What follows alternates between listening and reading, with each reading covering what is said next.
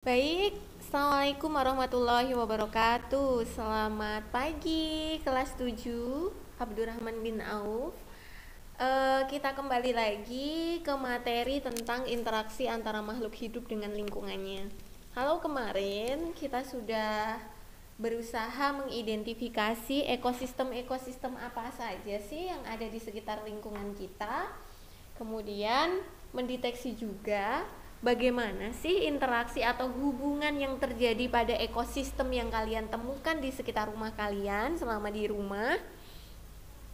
Dan ternyata dari beberapa hasil yang dicek, ada yang sudah tepat, ada yang belum.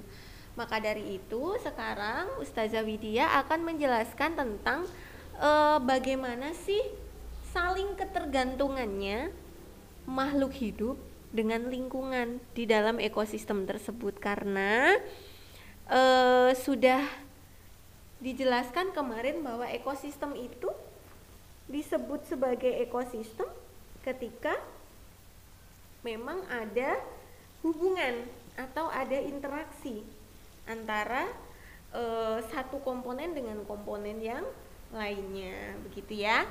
Nah, oke, sekarang kita bahas. Di dalam ekosistem seperti yang kita pelajari kemarin, ada yang namanya komponen biotik dan ada yang namanya komponen abiotik. Misalnya yang ada di depan kita ini adalah contoh gambar dari suatu ekosistem.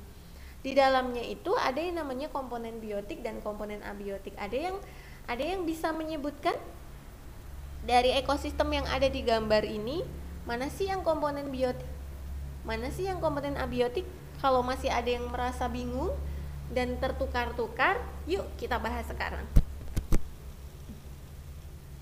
Komponen biotik itu meliputi dua, yaitu autotrofik dan heterotrofik. Komponen biotik itu adalah komponen yang hidup. Nah, autotrofik itu adalah makhluk hidup yang mampu menghasilkan makanannya sendiri.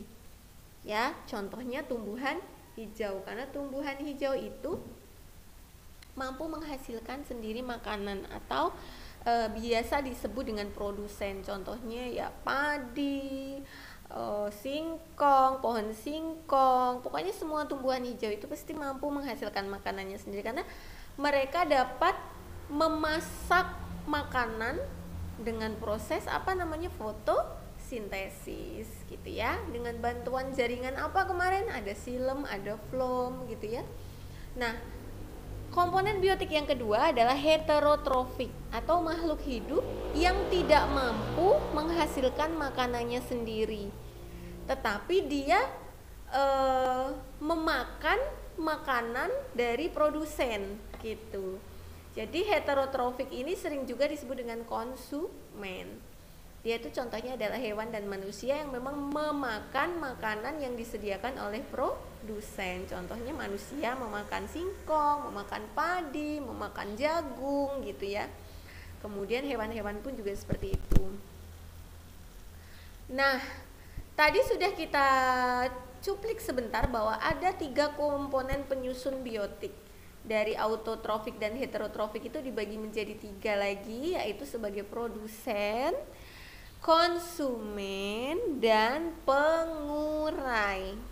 Nah, tadi produsen dan konsumen tadi tuh produsennya autotrofik, konsumennya heterotrofik. Nah, sekarang pengurai atau dekomposer.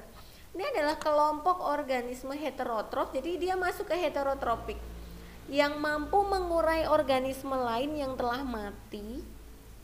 Ya, organisme lain yang telah mati itu disebut juga dengan bahan organik menjadi bahan-bahan lain yang lebih sederhana atau anorganik untuk dikembalikan lagi ke alam. Contohnya bakteri dan jamur. Jadi, semisal ada bangkai ayam. Bangkai ayam itu ada di kebun belakang rumah. Maka kalau dibiarkan saja, bangkai ayam itu nanti akan diuraikan oleh bakteri. Dari bentuk bangkai ayam yang besar nanti akan diuraikan menjadi remah-remahan gitu ya, menjadi bahan yang lebih sederhana. Kemudian nanti dia akan kembali ke alam atau dia kemudian akan larut ke dalam tanah gitu, seperti itu. Dan jamur juga fungsinya begitu. Nah, Bagaimana sih perputaran antara produsen, konsumen, dan pengurai? Misal ini adalah produsen tumbuhan hijau, ya. Kemudian tumbuhan hijau itu dimakan tikus, gitu ya. Kemudian tikus kemudian dimakan kucing, ya kan? Terus kemudian kucing mati, bangkainya kemudian diuraikan oleh jamur, oleh bakteri, gitu ya. Kemudian bangkai-bangkai yang sudah diuraikan oleh jamur atau bakteri itu kemudian akan larut ke dalam tanah, akan menjadi unsur hara. Unsur hara itu yang kemudian menyuburkan tanah. Nah, kemudian tanah juga akan tanah yang subur, maka tumbuhan hijau yang hidup di atas tanah yang subur akan lebih menghasilkan zat makanan bagi konsumen lagi. Jadi ini akan muter terus begitu, ya. Nah, ini tadi adalah contoh dari jaring-jaring, adalah contoh dari rantai makanan. Rantai makanan adalah peristiwa makan dimakan, ya, dari produsen ke konsumen ke pengurai balik lagi ke produsen begitu. Nah, kumpulan dari rantai makanan, yang rantai makanan kan saling berinteraksi, ya. Ketika mereka dikumpulkan maka kemudian akan membentuk jaring-jaring makanan. Jaring-jaring makanan itu, dalam satu jaring-jaring itu ada beberapa rantai makanan. Contoh, di sini ada, ini gambarnya dalam bahasa Inggris ya, jadi mungkin kalian agak bingung mungkin, tapi yang nggak bingung ya alhamdulillah. Misalnya ada ikan. Nah, ikan ini berarti dia sebagai dalam jaring-jaring makanan ini dia, jadi ini produsennya nggak tumbuhan hijau, ya, nggak tumbuhan hijau.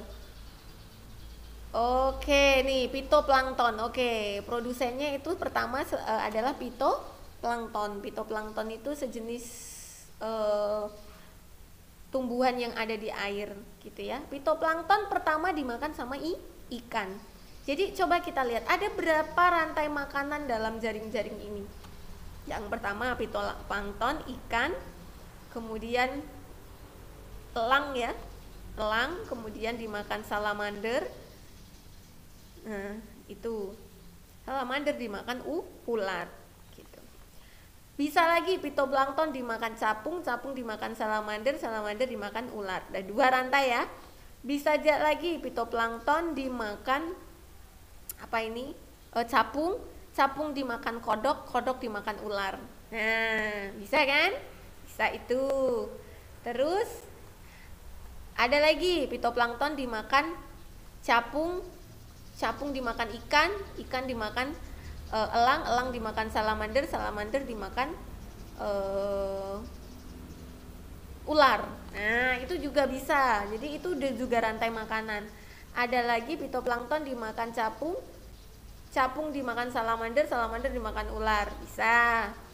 Pitoplankton dimakan ikan, ikan dimakan manusia. Bisa. Terus ada lagi, udah ya enggak. Nah, jadi di sini ini pun ada 6 sampai 7 rantai makanan. Gitu. Dan konsumen pertama itu konsumen yang langsung memakan produsen itu adalah konsumen satu. Jadi pitoplankton ini produsen, ikan ini konsumen yang langsung makan produsen, maka ikan ini disebut konsumen satu. Kemudian konsumen yang memakan konsumen satu dinamakan konsumen dua. Jadi ikan kemudian dimakan sama elang, maka elang ini konsumen dua. Kemudian elang dimakan salamander, berarti salamander adalah konsumen tiga. Salamander kemudian dimakan oleh ular, berarti ular adalah konsumen 4 atau konsumen tertinggi. Gitu ya. Nah, ini juga. Ini ada tumbuhan hijau. Nah, ini juga contoh jaring-jaring makanan. Jadi tumbuhan hijau dimakan kupu-kupu, kupu-kupu dimakan burung, ya kan? Burung grouse, burung yang hinggap di tanah gitu ya. Burung dimakan sama garuda gitu. Jadi ini produsen, konsumen 1, konsumen 2, konsumen 3. Ada lagi di sini. Bunga dimakan apa nih? Rusa apa kijang yang bertanduk, tapi ini nggak ada tanduknya. Kemudian ini herbivora, tapi ini pasti herbivora. Terus dimakan sama beruang. Nah, ini berarti dia produsen, konsumen 1, konsumen 2. Terus ini juga bisa, ini dimakan ini langsung diuraikan sama jamur juga bisa, gitu ya. Jadi begitu, dalam satu jaring-jaring makanan itu ada beberapa rantai makanan yang saling berapa ya, bisa ganti-gantian sebagai konsumen 1, konsumen 2. Kayak ini rumput dimakan sama marmut dimakan sama beruang. Tapi beruang juga bisa makan ini deer ini apa ya, dia kayak, kalau kambing bukan, coba kita cek ya deer itu apa. Nah terus juga bisa tuh